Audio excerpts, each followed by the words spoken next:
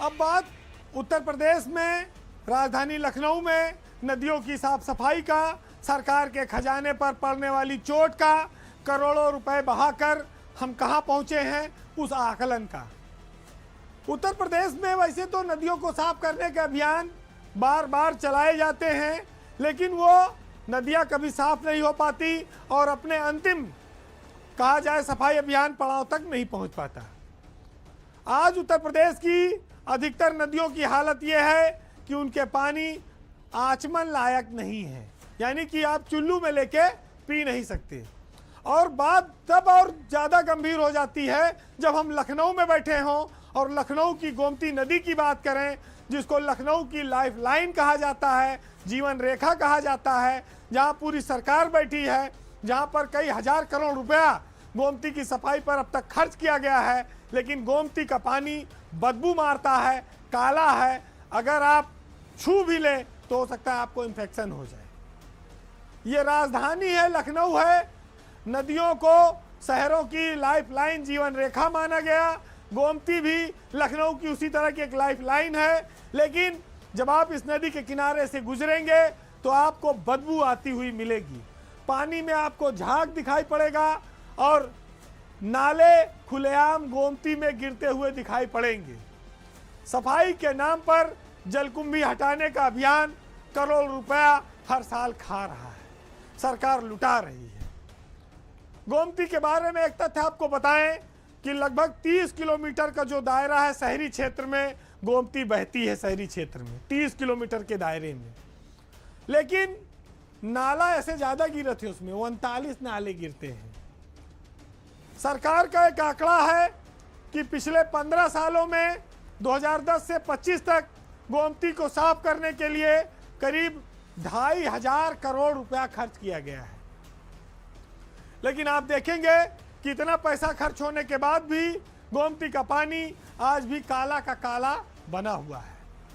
हाँ, ये जरूर है कि इसकी साफ सफाई करने वाले विभाग, संस्था, ठेकेदार, इन लोगों ने काफी शुद्ध माल कमाया है और काफी अच्छा पैसा बचाया है। इन दिनों लखनऊ नगर निगम गोमती की सफाई का जिम्मा उठाए हुए है, सफाई कर रहा है। बताया जाता है कि इसके लिए रोज 50 कर्मचारी गोमती नदी की सफाई करते हैं और मेयर सुषमा खरकवाल का काफ़ी इसमें रुचि है।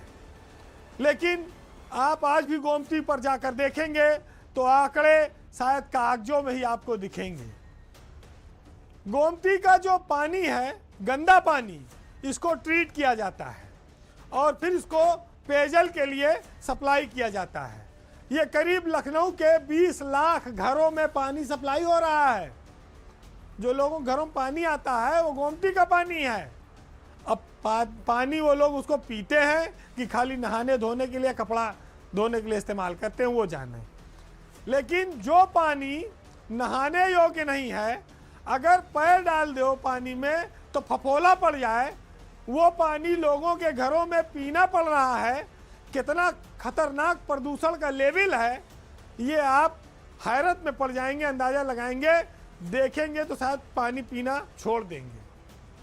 गोमती इतनी गंदी है कि उसमें ऑक्सीजन का स्तर लगभग खत्म हो चुका है। जो नदी के भीतर जलीय जीव होते हैं वो या तो पलायन कर चुके हैं या मर चुके हैं। एसटीपी बनी है, उसकी क्षमता नहीं है, कुछ आधी अधूरी है। तो गोमती नदी जो लखनऊ की पहचान हुआ करती है, वो अब शर्मिंदगी में बदल रही है और इसके पीछे सरकार, नेता, ठेकेदार सब जिम्मेदार हैं। गोमती लखनऊ की शान है। सरकार ने यहाँ पर बहुत सारे काम किए। अखिलेश यादव ने गोमती के तट को कहा था कि हम लंदन की तरह बना देंगे। उन्होंने रिवर फ्रंट भी बनवाया, लेकिन उनकी सरकार चली गई, नई सरकार आई, उसने काम पर निगरानी बैठाई, रोक लगा दी। हालांकि सफाई अभियान योगी सरकार में भी जारी रहा, लेकिन गोमती को इतने साल बाद भी देखने के बाद ये साफ तौर पर कहा जा सकता है कि गोमती की सफाई के बहाने लोगों ने अब तक सरकार के ही खजाने की सफाई की है और इस सफाई में बड़ी सफाई से लोग बचकर निकलते गए हैं। कोई ड्रेजिंग कराता है, कोई जलकुंभी हटवाता है, कोई मशीन लगाता है, कोई आदमी लगाता है। जिस गोमती को हम लोग बड़ी जीवनदायिनी मानते थे, जिस गोमती में लोग एक ज़माने में मछलियां पकड़ते थे, बोट चलती थी, लोग यहाँ पर पर्यटन करने आते थे, घूमने आते थे, अब उस गोमती में कोई पांव रखने को तैयार नहीं है, क्योंकि इतनी बदबू है, पानी काला है, नाले का सब पानी गिरता है। तो कहाँ मछली कहाँ रहेगी, मर जाएगी। मछुआरों का भी काम धंधा बंद हो गया कि जब मछली ना रहेगी तो मछुआरे कहाँ मारेंगे। तो गोमती की इस दुर्दशा के लिए कोई एक व्यक्ति जिम्मेदार नहीं है, पूरा शहर जिम्मेदार है। लेकिन सबसे ज़्यादा जिम्मेदार इसकी सफाई के लिए चाहे सिंचाई विभाग हो, चाहे नगर निगम हो, चाहे दूसरे और विभाग हो, उन पर सबसे पहले इसकी जिम्मेदारी आती है। फिलहाल दुर्दशा और काले पानी के बीच लखनऊ में गोमती अंतिम सांसें ले रही है, और इस अंतिम सांस को अगर फिर से निर्मल और स्वच्छ बनाना है तो इसके लिए किसी भगीरथ प्रयास की ही अब जरूरत है। कोई बड़े संकल्प लेने वाला मुख्यमंत्री के स्तर पर ही ये बदलाव ला सकता है। आज के पावर सेंटर में इतना ही। जाते जाते सरकारी तंत्र के रवैये पर बस इतना कहूँगा कि पहले सरकार ने एक बार एक स्कीम निकाली थी कि कोई भी व्यक्ति रात में भूखा न सोए, क्योंकि हमारे देश में बड़ा शोर मचता है कि लोग आज भी इस देश में भूखों सोते हैं, 20%, 30%। तो सरकार ने अफसरों को निर्देश दिया कि कोई भी व्यक्ति भूखा न सोए, इसके लिए रात में आप राउंड लगाइए।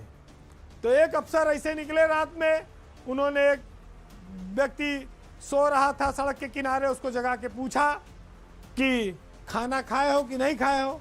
तो उन्होंने कहा साहब नहीं खाना तो नहीं खाए, भूखे सोना पड़ रहा है। तो वो अफसर पूरी रात उस बुजुर्ग भिखारी के पास बैठे रहे, उसको सोने नहीं दिया। जब सुबह हो गई तब वो उठकर उसके पास से चले गए और उन्होंने कहा कि देखो भाई, सरकार का निर्देश था कि कोई भी व्यक्ति रात में भूखा न सोए, इसलिए मैं तुम्हारे साथ बैठा रहा। भोजन का इंतजाम तो नहीं करा पाया, लेकिन तुम्हें भूखा सोने नहीं दिया। तो ये है सरकारी अफसरों की बाजीगरी।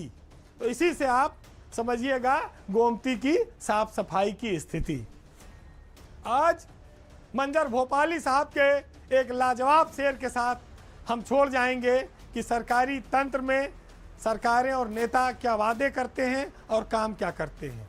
तो सुनिएगा कि हमारी जेब से जब भी कलम निकलता है, सियासत के यजीदों का दम निकलता है।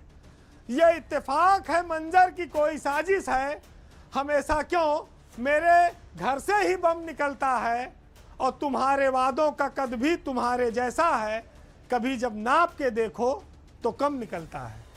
नमस्कार।